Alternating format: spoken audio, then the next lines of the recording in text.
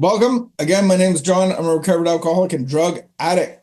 Today, I just wanted to share on how to help people, how to be of help. Last week, we talked about what is real help. And we look at, like wherever you work or wherever you are doing something with people, probably getting paid. We call that work. We call it a job. And so I remember working at a landscaping company, and our primary purpose was to build interlock and driveways and shrubbery and grass and make beautify the outside of somebody's home. That would be like the real primary purpose. I think some of us had a real purpose of I just needed money, I just needed a job. Some of us like working outside and like just being physical and out in the sun and all that stuff. So we have different reasons why we want to do it, but the primary purpose was actually to beautify somebody's outside living space. In our 12-step fellowships, we see the same thing. We have this primary purpose, this reason of a mission. We go from living a life of addiction and on a cruise liner or on a one-man speedboat, trying to rip up the waves to the best we can, trying to race everybody around us, or just lounging around on a cruise liner. And then we get invited into a greater purpose. And I think that's the beautiful thing about this new life, that we're being asked to abandon the old life and come into a new life, is that there's actually a real purpose behind it. So the primary purpose would be to pass on the message, to have something in common with people that may have been drowning just like you were, to be able to reach out to them and to be able to be salt and light to them, to be able to be a message to them of hope that there is a new life that has meaning, purpose, and promises, and life that will be abundant. And so Jesus says this to his disciples as they spent 3 years with him. In Matthew 4, he actually says at the very beginning, he actually invites people into a new life. Abandon your nets, abandon your boats, abandon what gives you meaning, value, and purpose, and come follow me. So this is how he introduced these men to him. Just come follow me and hang out and let's go on an adventure. And that took about 3 years, 3.5 years. And then they were commissioned, because Jesus says, now you have all authority to go and make disciples. So basically the concept is, as you abandon your nets, as you abandon your boats, as you abandon your whatever you're abandoning, this life that gives you meaning and definition, that now there's a greater and higher purpose, and that's to actually invite people into a relationship with God. And so that's kind of about what I wanted to talk about. How do we do it within the 12-step fellowship community? What are some of the ways outlined in the book, in the big book of Alcoholics Anonymous, to be able to do that effectively? Because it can be very challenging. If you have ever tried to help me, that would have been challenging for anybody. We were just recounting, a couple of us recounting the first time we went to a treatment center, and some of us had been to the same place. And there was a little creek involved and a little out of town experience. Some experienced it at the actual hospital. And, like it was a 28-day spin dry. And I didn't understand the purpose. I thought it was more about fixing, my problem of drinking. But I didn't really understand what the new solution was. I didn't grasp the point of it. And so I didn't get involved in any mission. And after about 3.5 months, I do recall, I had a relapse and I went back into the old mission, so to say. So we have this calling called the Great Commission. In the 12 steps, we read it, having had a spiritual awakening. So as God has awakened us, opened our eyes, As a result of these steps, we tried to carry this message to alcoholics and practice these principles in all of our affairs. So it's actually talking about a whole new way of living, a whole new way of values and principles, and the mission of it. If you've ever been on a mission, it's what you think about quite a bit. I remember in my early days, I wasn't a whole lot of help to people. And as we talked about last session, about real help, about leading somebody into a relationship with God. I wasn't really equipped to do that. I had this little bit of hope inside. I might have been, 3, 6 months sober, but I could be helpful. And I did volunteer work, and eventually I got into working with mental health and then addictions for a decade. And that mission to see these men, it became part of my thinking. How can I better serve them? How can I make their lives easier? How can I be a participant? And I gave my full heart to it. It challenged my thinking. I had to study things that I never thought I would have to study, because we all have certain problems. And when it came to me, because I, like, in the mental health department, the men would come with guilt and shame, and they did this murderous act, and I remember engaging in that, and it was about sexual behavior, and I was like, oh my goodness, I'm not equipped to even deal with this or talk about it. But then I was like, I need to study this. I need to have real answers. And so my thinking, because of my values and principles of this new mission, my thinking actually started to be about that. And I started not even thinking about myself very much, because my former life was all about me, how I felt, what I needed, what I could get out of you, what I could get out of every circumstance and situation. And it was really all about me, because I needed the outside for my inside peace. And then I would consume my drugs and my alcohol because of all that, because it was never a real good solution. So in COVID, I got to meet some beautiful people. So the idea of the message that we receive, the only way I get to keep it is by giving it away. So this is the mission that we're all invited into. And so we transition from the jet ski or the cruise liner, the buffets all night. You can eat, sleep, whenever you want. We're transitioning into men and women on a battleship with a purpose and a primary mission. And so for me personally, I just want to get better and better and more effective in this. And sometimes it can be very arduous. So I got the honor to study with some people that were kind of related. Their sponsors they could trace them right back to the very beginning. So I got to go through the big book with a guy through COVID. And it was really interesting because, before they started this and had the success, they didn't even have the book.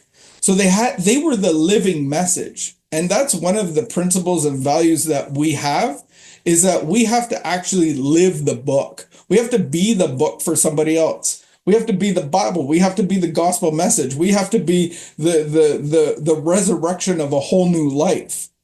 And so part of that is about studying and about learning and about growing, but experiencing it as well. So out of my experience, my mission has drastically been about other people. And so as we were going through the big book, our teacher was really took us to a part where it's like, when you receive this message and your thinking changes as you've abandoned your old thinking, your old desires, your old wants, all of that, you've put to death. Jesus says, take up your cross daily and follow me. As you die of self, we read in step 12, practical experience shows that nothing will so much ensure immunity from drinking as intensive work with others. It works when other activities fail. So it is an activity. This is the 12th suggestion. Carry the message to alcoholics. You can help when no one else can. You can secure their confidence where when others fail. Remember, they're very ill. Life will take on new meaning. To watch people recover, to see them help others, to watch loneliness vanish, to see a fellowship grow up around you, to have a host of friends. This is an experience you must not miss. And so it kind of, you create the battleship due to the new values and principles of really being the message for other people. So with that theory, how do you do that? The other day I was up north and I got to meet a guy that was a program developer of little communities up north. And so we got talking, and very quickly we figured out that we were each in recovery from alcoholism, and immediately we became like BFFs, like literally like BFFs. We're looking at each other's like social media. I'm getting his name. I got his phone number in my phone. I'm trying to connect with him because we have this thing in common. And so that's what we do have is anybody around you in this world, whether you're in cubicle land or whether you're at the grocery store, are you able to see somebody that may have been where you used to be? And can you be a light? So how do you do that? In our study, they would this guy that was teaching, he was an army vet. He was in the U.S. Army, and when he came home, he was just a train wreck. And he went to a treatment center, and a couple of them, nothing worked. And then he just did the 12 steps within a 2 week or 3 week period because that's what's outlined in the book. And and then he had this experience as he goes through the process. And at the end of it, they tell him that tomorrow you're going to meet me at the detox center. We're going to troll the detox. He actually used the word troll. He goes, we're going to troll the detoxes in the hospitals to see if we can find anybody to help. And he's like, well, I have to work. And they said, that's what you're going to be doing tomorrow. And he's like, well, I got to call in sick then, I guess. He goes, well, yeah, you used to probably call in sick all the time because you were too drunk. And so this is part of you actually being the message to other people. So he said just the activities of searching for people to help started to change his thinking and his ideas and his focus. And he entered into a whole new mission. And so what he said was, here's the best way that he could lead. Like this is how he would start talking to people.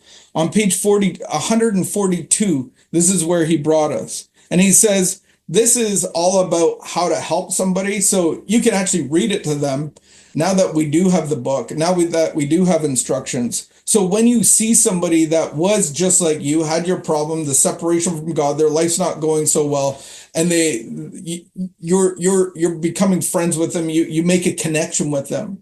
And then maybe they want some help. So you have to build that line of transmission.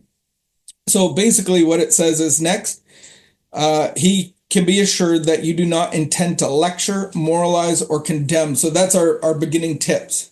So us that are trying to help, we do not want to lecture, moralize, or condemn. If that was done formally, it was because of a misunderstanding. If possible, express a lack of hard feeling toward him. At this point, you might be well to explain alcoholism, the illness. And so we're inviting, the start of helping somebody is actually repentance. Like if somebody has lectured you, if somebody has moralized you, or if somebody has condemned you, which probably a ton of people have, same as me and the same as you, we apologize for that. And we're not here to do that. Rest assured. And then we talk about the ism. We talk about the disease, the illness. And so whatever context you have, whether that's food or pornography or drugs, alcohol, anywhere in between, social media, whatever it is, you build that line of transmission. This is how it was. This is what it did to me and for me. It filled this void. And once I started doing it, I couldn't stop. I was powerless of control. And then when I stopped, I kept starting again. I would go for 2 weeks or I'd go for a month, and there I am at the gas station, getting gas at 9:30 at night on my way home. And all of a sudden I want to play pool. And then I'm playing, I just go to the pub where the pool table is, and there's all my friends, and I'm drinking till 2 in the morning. I didn't want to do that. I have this mental insanity inside of me that creates this blank spot of like consequences or what happened 2 weeks before and the promises that I made and the work that I have to go tomorrow and the kids that I have to look after and the money, let alone like spending money and time that I don't even have. And so that's how I explain the illness. I explain the lack of control and the insanity behind it. And then they start to relate. Hey, you're telling my story. And then you just say, if you believe this is what's happening in you, you can just say you're gravely ill. Uh, you're a gravely ill person with this qualification, being perhaps fatally ill. And then you ask these questions. Do you want to get well?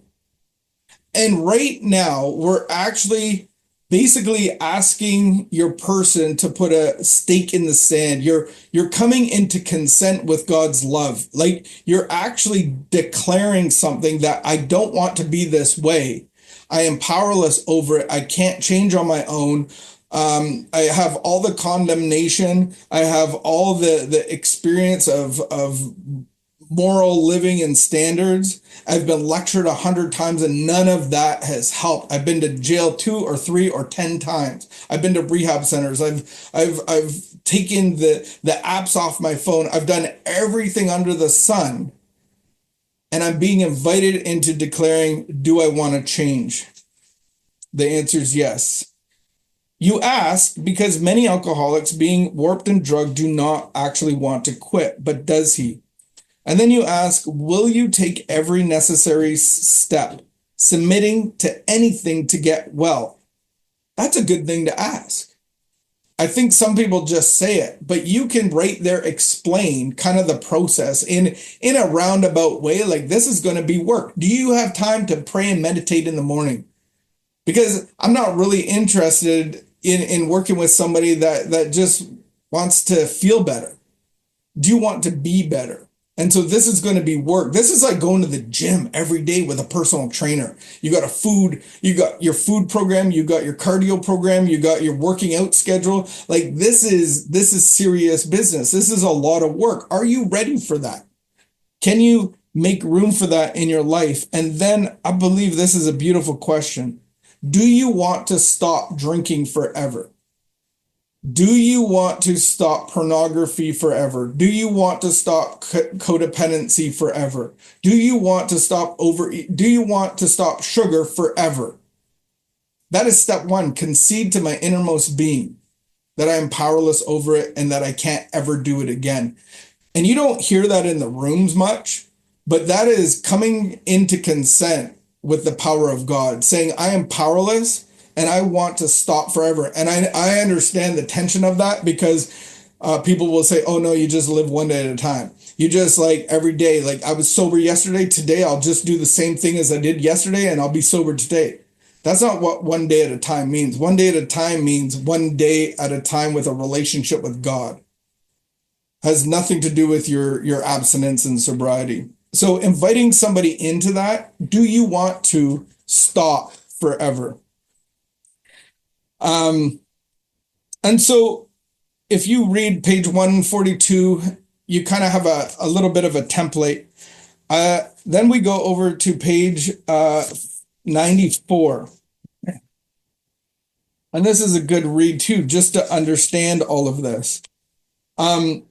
It says, outline the program of action, explaining how you made a self-appraisal, how you straightened out your past and why you are endeavoring to be helpful to him. It is important for him to realize that your attempt to pass this on to him plays a vital part in your own recovery. So you're actually explaining it to him, kind of giving him the process of it, kind of inviting him into this. Your candidate may give reasons why he not need to follow the program. He may rebel at the thought of a drastic house cleaning, which requires discussion with other people. Do not contradict such views. Tell him you once felt as he does, but you doubt whether you would have made much progress if you had not taken action. On your first visit, tell him about the fellowship of Alcoholics Anonymous. And so that's a key part, is coming into the fellowship. So we have the upper room on Thursdays. We have this meeting. You have a myriad of different meetings, but being in a fellowship, it's really describing people with a common peril seeking a common solution. So it goes into some more instructions, and then it gives the first homework assignment. If he is sincerely interested and wants to see you again, ask him to read this book in the meantime, in the interval. After he is done doing that, he must decide for himself whether he wants to go on. He should not be pushed or prodded by you, his wife, or his friends. If he is to find God, the desire must come from within. Let me read that again. If he is to find God, the desire must come from within. It's interesting because these early instructions, the people that had the message, that were recovered by the message, the process, the only reason that they are abstinent is because of a relationship with God. And so at the very beginning of a meeting with somebody, you're inviting them into a relationship with God. And that is of being of real help. That's how we have a whole new mission and an outlook on life that starts to get you thinking. You might run into problems, though, and complications. There are people that are dying of a deadly disease that you have overcome by the power of God. So how do you actually work with people? Like you'll have questions like, how many people can you work with? I don't really have time to work with more than one, or more than, whatever, or maybe I'm just not ready yet. Well, these are complications that we all run into. And I think that ultimately we have to be directed and guided by God on who to help. I think that's part of our morning time, our morning process in your prayer and meditation time. God, how can I be helpful? God, would you send me people to help? Would you give me inspiration? Maybe you should be running a workshop. Maybe you should be running Life Lab Express or a 12-step workshop. Maybe you have 5 people all at once or 10 people all at once. That's really hard to manage. But could you do it through a workshop? I understand like some complications of like, you really want this for them, and maybe you're 2 or 3 months into the relationship and they're not really doing their homework. They're not really doing what they're supposed to be doing. After a month, they started on fire and then they're tailoring off. They're kind of like, you're kind of pushing and prodding them. I've come to realize that when I want something more for somebody else and I'm trying to encourage them, like, did you do this? Did you do your morning prayer time? Did you, like, we're at your inventory. Have you been embarking on that? I find that it can be starting to be an enmeshed or codependent relationship. So when I want something more for them than they want for themselves, I will typically just back off. I don't want to push them. I don't want to waste a time for when they're ready to receive the full weight of the message. So there's lots of complications. There's lots of tension, but I believe if you've been transformed, if you have the light of the resurrection God inside of you, that you're powered by the Holy Spirit, then he's going to give you intuition and he's going to give you inspiration on how to work with others. And he's actually going to start changing your thinking so that you actually want to work with others. Because naturally, I'm an introvert, and naturally, I don't really want to work with anybody. I don't even like people. And I say that in love. But at the end of the day, like, that's the thing, is like, part of my thinking is, what's the point of doing this? Because no one's paying me. I get nothing out of it. There's no like return, but the return is seeing somebody. And if you've ever seen it, because I've seen it in myself, if you've ever seen somebody while you're doing the work and you get to the inventory and they look like they're a deer in headlights in the middle of the road, to me, that is the best feeling because the 18-wheeler truck of Jesus is just going to run them over. And I'm like, whoa, that for me to see that and just to know that they just recognize the fear inside of them that's been running their lives. They've been a slave to this. And all of a sudden they're faced with God's love and it enters them. There's like, it gives me goosebumps just thinking about it because I've seen it's happened to me and I've seen people do that. And I think that starts to become contagious. That I want to see more of that. I want to see people helping others. I want to see people being activated. I want to see people quit their jobs and like go on full-time mission and really coming from a life of consumerism to being a life of fruitfulism. Not sure if that's a word, but yeah, there's a lot of complications. So I would just leave with these questions. What have you learned by working with others? Are you working with others, and how many? Like, what are the problems that you've run into with having too many?